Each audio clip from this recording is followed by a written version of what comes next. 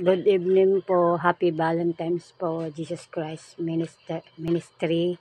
Um, Ma'am Lilibet, Happy Valentine's po. Ma'am Chris, Happy Valentine's din po.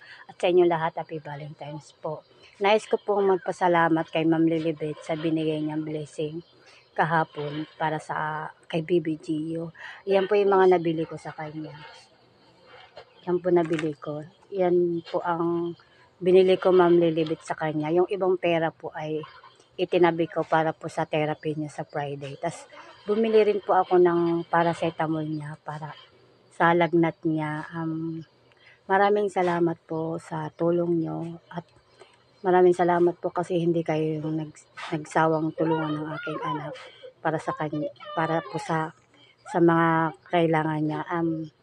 Maraming salamat po talaga, Ma'am Lilibet, kasi hindi kayo nagsawang tulungan kami at hindi po kayo nagdalawang isip na bigyan ng tulong ang aking anak.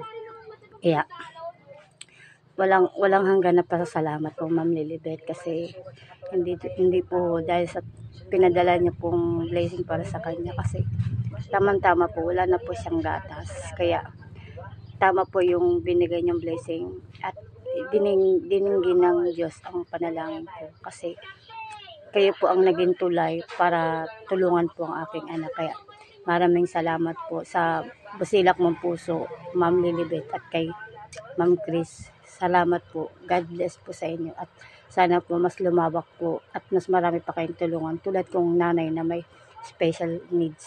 Lalo-lalo na po sa special kong anak na si Gio.